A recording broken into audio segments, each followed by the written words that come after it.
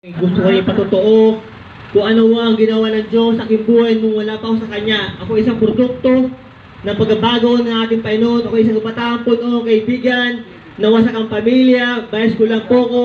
Ngunit habang tumatagal, kaibigan, ako po ay nabarkada.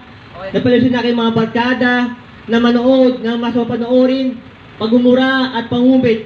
Kaibigan, hindi ito sinasabi upang ipaiyak ang sarili, bagkus sasabi ko ito sapagkat ang Panginoon ay hanggang ngayon ay nagbagong buhay.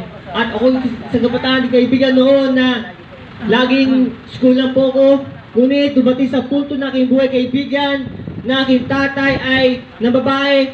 Hindi lang sumamay sa babae, kundi tatlong babae.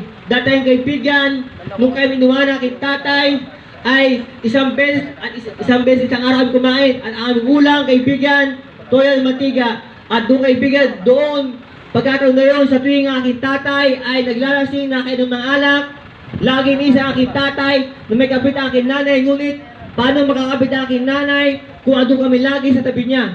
Daktan kaibigan, sa tuwing nalasing pusa, ay lagi pong sinatatan ang aking kapatid, at doon po ay nagtanim po ko ng sama loob galing sa aking tatay, sapagkat iniwanan po kami nang wala pang, ng bata pa, ngunit nung ako po ay sabi aking tito, na aking pinsan, pati ko subukang mag-abroad.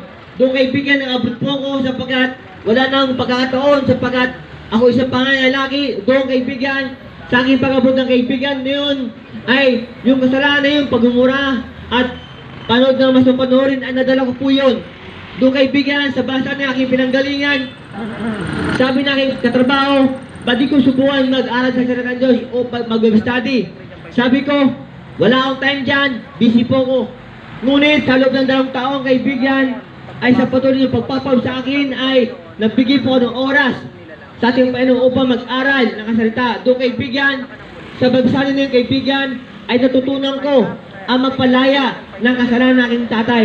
Sa pagsasabi ng salita, kung di ka marunong magpatawad ng kasalanan ng iba, pagdating po sa langit, ay hindi ka patawarin.